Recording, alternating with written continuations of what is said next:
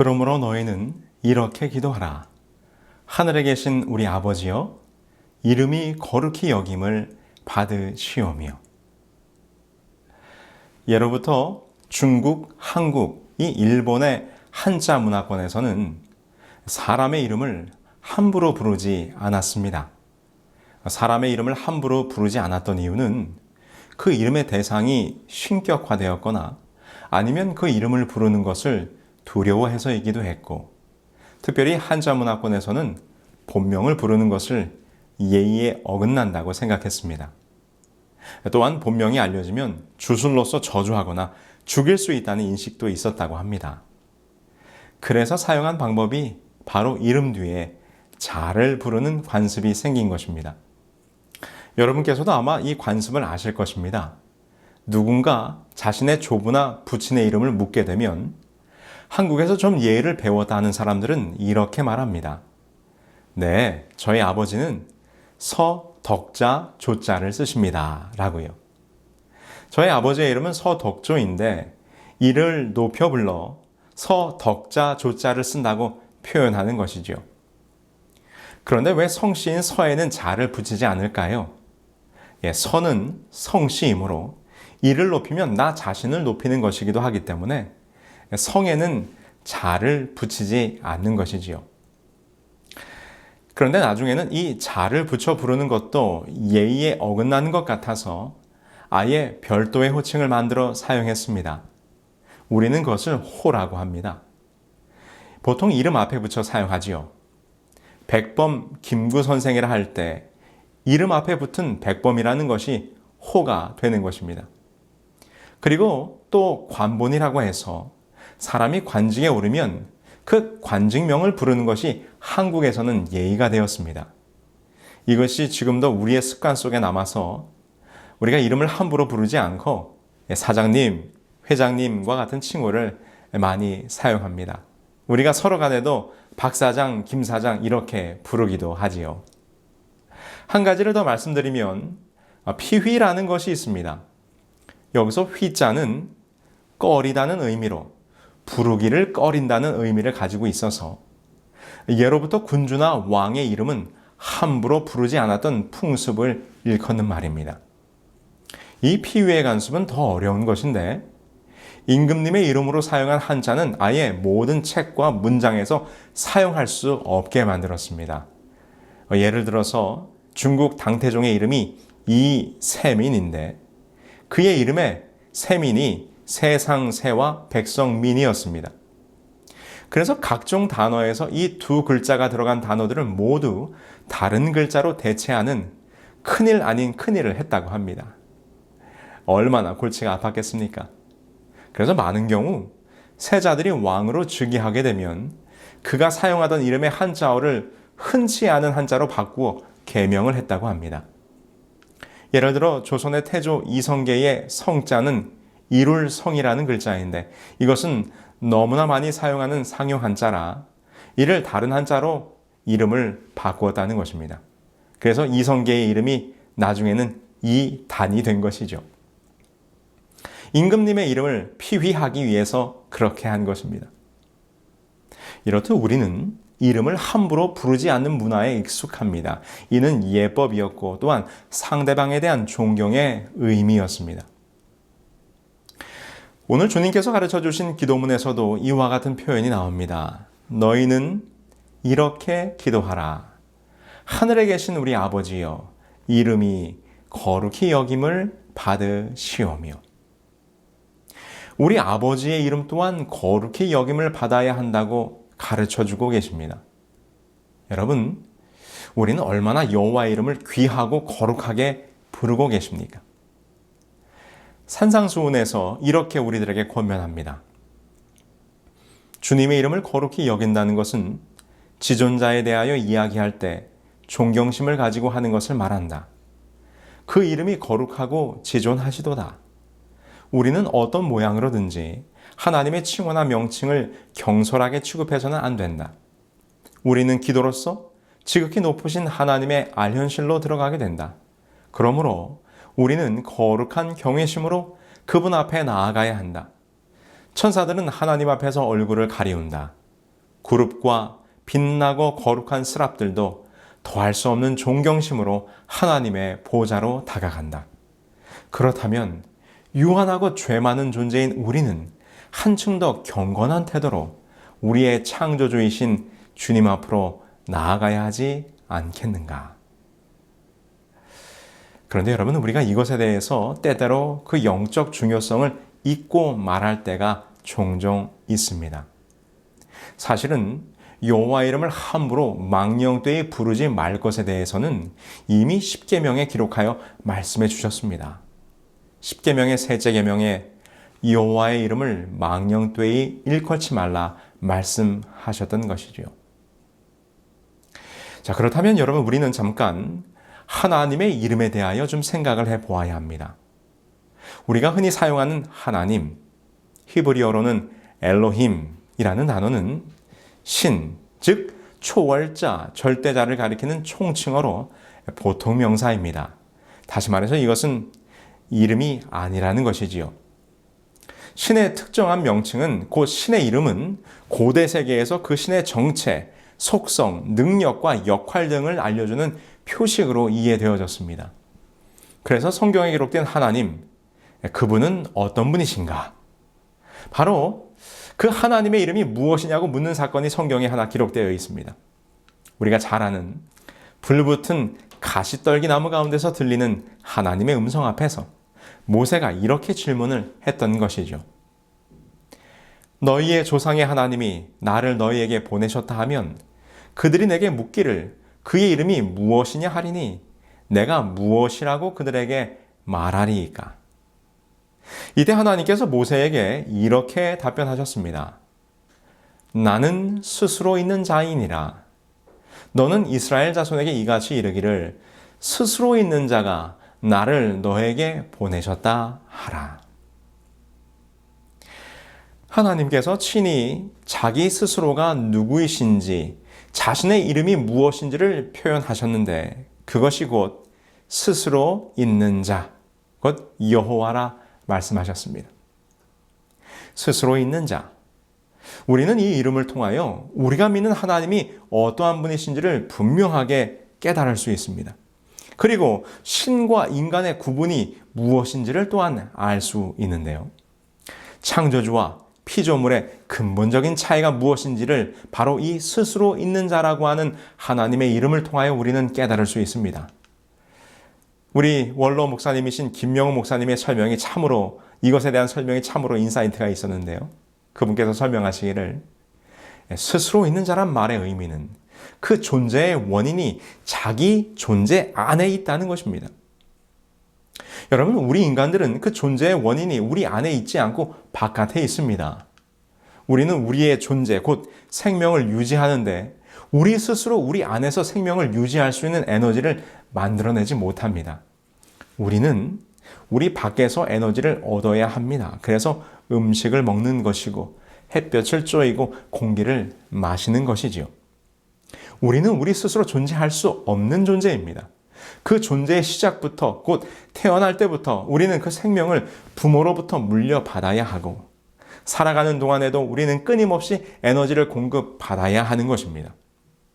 그래서 우리 인간은 신이 될 수 없는 것입니다. 하나님이 될 수 없는 것이지요. 그 존재의 근원이 자기 자신에게서 있어야만 신이 될 수 있는 것입니다. 바로 스스로 있는 자, 여호와 하나님이 그런 분이신 것이지요. 그런데 하나님께서 이 모세에게 당신의 이름을 알려주시면서 이 이름은 우리가 대대로 기억해야 할 이름이라고 말씀하셨습니다. 너는 이스라엘 자손에게 이같이 이르기를 너희 조상의 하나님 여호와 곧 아브라함의 하나님, 이삭의 하나님, 야곱의 하나님께서 나를 너희에게 보내셨다 하라. 이는 나의 영원한 이름이요 대대로 기억할 나의 칭혼이라. 성경은 여호와 이름을 기억하고 기념해야 한다는 것을 계속해서 말해주고 있어요. 우리 호세아서에 있는 말씀도 한번 보실까요? 여호와는 만군의 하나님이시라. 여호와는 그를 기억하게 하는 이름이니라. 호세아 선지자는 여호와는 그를 기억하게 하는 이름이라고 말합니다. 이 구절의 개역 개정판은 이렇게 번역을 했는데요. 저는 만군의 하나님 여호와시라. 여호와는 그의 기념칭후니라. 기념칭후. 이 여호와란 이름은 기념칭후라는 것이지요. 여러분, 기념이라는 것이 무엇을 의미합니까? 기념이라는 것은 무엇을 잊어버리지 않도록 하는 것을 말하는 것이지요.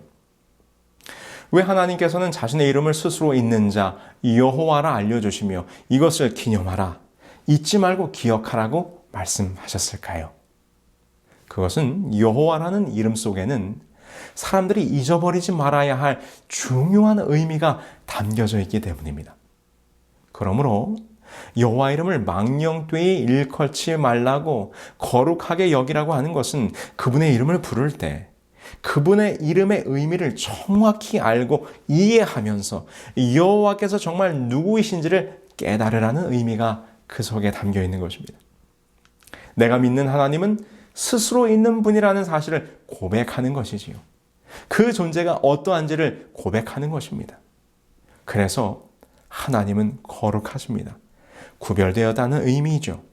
하나님은 우리와는 그 존재의 원인과 근거가 다르다는 것을 우리는 그분의 이름을 부를 때 인정하고 신앙적으로 고백하게 되는 것입니다. 그래서 모든 피조물들은 하나님을 거룩하다, 거룩하다, 거룩하다라고 찬양합니다. 이사야 6장 3절의 말씀을 보실까요? 서로 불러 이르되 거룩하다, 거룩하다, 거룩하다. 만군의 여호와여 그의 영광이 온 땅에 충만하도다 하더라. 이사야가 하나님의 보좌를 보니 그 보좌 곁에 서 있는 그룹 천사들이 거룩, 거룩, 거룩의 삼중창을 부르고 있는 것입니다. 왜요? 그분은 거룩하고 우리와는 다른 분이기 때문에. 그분은 그분 안에 생명의 근원이 있는 분이십니다. 나는 당신께서 창조했기 때문에 존재하지만 당신은 스스로 있는 분이기 때문입니다. 이것이 거룩하다는 찬양의 의미입니다. 여호와께서 우리의 창조주가 되심을 인정하는 행위가 바로 경배와 신앙의 모습으로 나타나는 것이죠. 근데 여러분, 성경을 보니까 이 여호와의 이름을 인정하지 못한 자가 나타났어요. 그는 바로 루스벨이지요. 나도 당신과 동등할 수 있습니다. 나도 당신과 같습니다. 나는 당신 없이도 존재할 수 있습니다. 라고 그가 감히 하나님께 도전을 하게 되었어요.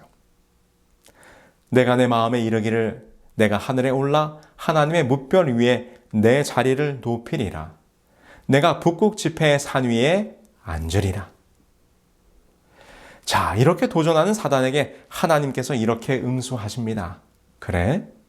그럼 너 스스로 한번 있어 봐라. 그리고 내가 너에게 준 것을 나에게 돌려다오. 여러분, 우리가 가지고 있는 것을 다시 돌려주면 우리에게 무엇이 남게 될까요? 여러분, 우리는 아무것도 가진 것이 없습니다. 아무것도 남지 않습니다. 여러분, 이것이 바로 심판입니다. 하나님께서는 심판을 통하여 당신의 존재를 드러내시는데 그분이 창조주이심을 심판 속에서 나타내는 것이지요. 시편 9편 16절로 17절에 있는 말씀입니다. 여호와께서 자기를 알게 하사 심판을 행하셨으며 악인은 그 손으로 행한 일에 스스로 얽혔도다. 악인이 음부로 돌아가며 하나님을 잊어버린 모든 열방이 그리하리로다. 시편 기자는 말하기를 여호와께서 심판을 통하여 자기가 누구인가를 알게 하신다고 말씀하십니다. 여호와가 누구이신지를 모르고 인간이 교만해질 때 여호와께서 우리에게 주신 생명을 거두어 가시는 것입니다. 그럼 죄는 어떻게 됩니까? 그것은 사망이지요. 이것이 바로 성경이 말하는 심판의 개념입니다. 그래서 우리가 그분의 이름을 여호와, 그분이 생명의 근원이심을 믿는다고 말할 때 그것이 우리에게 생명이 되는 것이요, 그것이 우리의 의가 되는 것입니다. 그래서 그분의 이름 안에 있는 그분의 이름의 의미를 우리가 다 알고 깨닫는 것은 매우 중요한 것입니다. 그래서 호세아가 우리에게 이렇게 권면합니다. 호세아 6장 3절이죠. 그러므로 우리가 여호와를 알자, 힘써 여호와를 알자. 그의 나타나심은 새벽빛같이 어김없나니 비와 같이 땅을 적시는 늦은 비와 같이 우리에게 임하시리라 하니라. 우리가 하나님의 이름을 알려고 노력해야 한다는 것입니다. 그분의 이름을 알기 위하여. 예수님께서도 우리가 잊어버렸던 여호와의 이름의 의미가 무엇인지를 알려주기 위해서 이 땅에 오셨다라고 그분께서 말씀하셨어요. 내가 아버지의 이름을 그들에게 알게 하였고 또 알게 하리니 이는 나를 사랑하신 사랑이 그들 안에 있고 나도 그들 안에 있게 하려 함이니이다. 예수께서 이 세상에 오신 여러 가지 이유 중에 한 가지는 바로 무엇이었는가? 아버지 하나님 여호와 그분의 이름을 알려주기 위하여 오셨다는 것입니다. 결국 이것은 여호와의 이름을 아는 자들의 구원으로 이어집니다. 요한계시록 14장에 보면 구원받은 무리들을 대표하는 14만 4천인이 등장하는데 그 이마에 이것이 기록되어 있다고 합니다. 또 내가 보니 보라 어린 양이 시온산에 섰고 그 이마에는 어린 양의 이름과 그 아버지의 이름을 쓴 것이 있더라. 14만 4천인의 이마에는 어린 양의 이름과 아버지의 이름이 적혀 있다는 것입니다. 그 이름은 바로 똑같이 여호와란 이름이 적혀 있겠지요. 성도 여러분, 그래서 우리가 기도할 때에 우리는 하나님 아버지를 부르면서 그분이 누구이신지, 그분의 이름이 무엇인지, 그 이름이 가진 의미가 오늘 나에게 어떠한 의미인지를 이해하고 알고 불러야 한다는 것입니다. 그것이 그 아버지의 이름을 거룩하게 부르는 것입니다. 오늘 나에게 생명을 주시고 나를 창조하시고 죄로 죽어가던 나를 다시 살리사 영생을 주신 분, 스스로 있는 자, 곧 생명의 근원이신 여호와 하나님. 그 위대한 이름, 이 놀라운 이름, 이 엄청난 축복의 이름을 우리가 어찌 감히 망령되이 경홀히 부를 수 있겠습니까? 오늘 우리가 기도할 때에 여호와 이름을 부르시는 순간 우리에게 영원한 생명을 주시는 놀라운 축복과 그 축복의 근원이 되시는 여호와 하나님의 이름이 여러분들의 마음속 깊이, 마음속 깊숙이 묵상되어지기를 간절히 바랍니다. 그래서 여호와 이름을 깊이 깨달은 그 마음속에서 우러나오는 진정한 경외와 사랑을 가지시고 아버지의 이름을 부르시게 되기를 간절히 소망합니다. 그런데 여러분, 여호와 이름을 거룩히 여긴다고 하는 이 말씀 속에는 단순히 칭호에 대한 경건의 표현을 넘어서는 더 깊은 의미가 있습니다. 이것을 영감의 글 산상수훈에서 이렇게 설명하고 있습니다.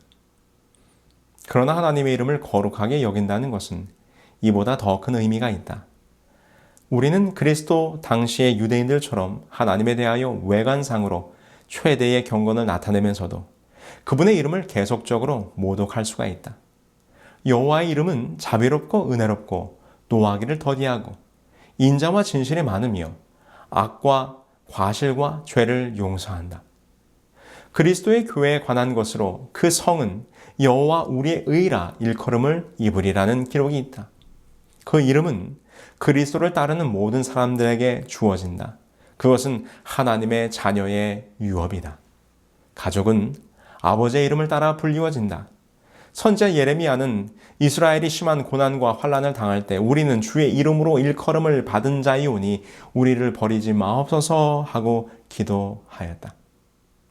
당시 유대인들은 얼마나 하나님의 이름을 거룩하게 여겼습니까?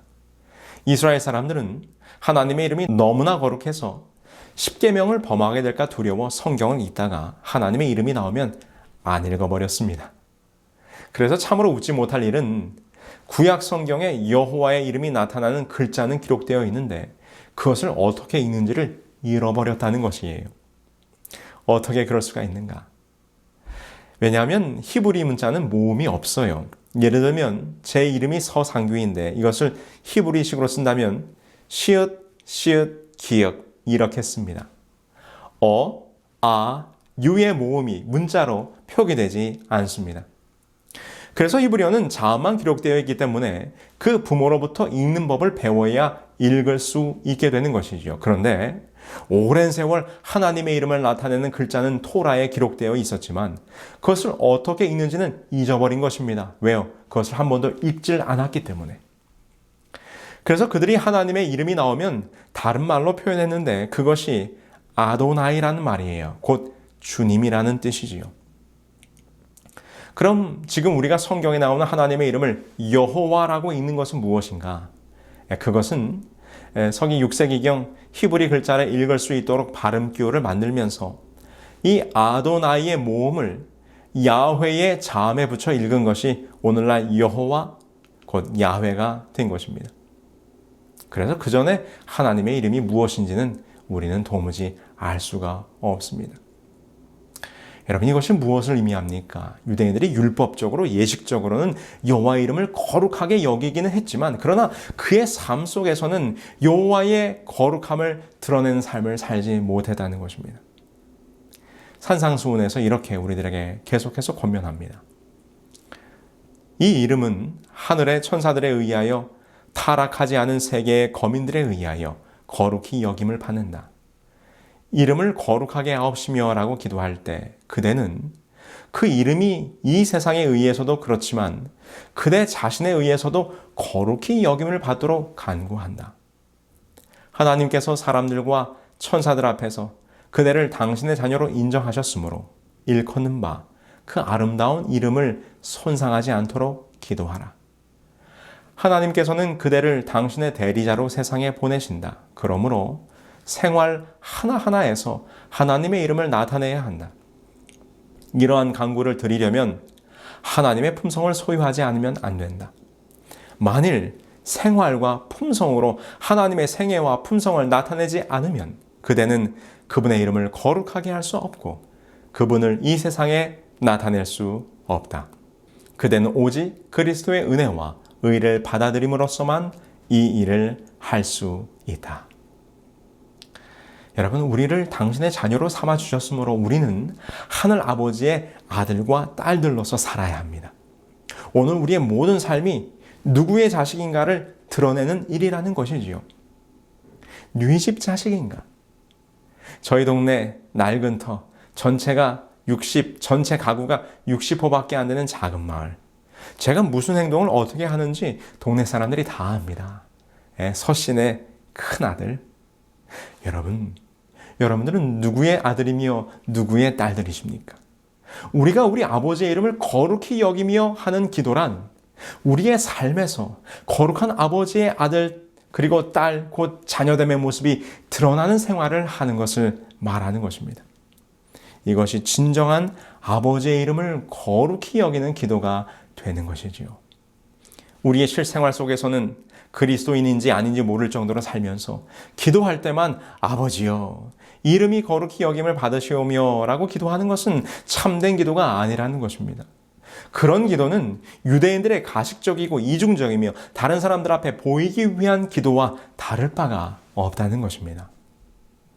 아버지의 이름을 거룩히 여기는 기도란 우리의 삶에서 아버지의 거룩한 자녀됨의 모습이 드러나는 생활이 함께 동반되어야 함을 잊지 않으시게 되길 바랍니다. 오늘 주께서 가르쳐 주신 주기도문처럼 기도하기를 원하시거든 아버지의 이름을 부를 때 그 이름의 의미가 무엇인지를 깊이 이해하시기 바랍니다.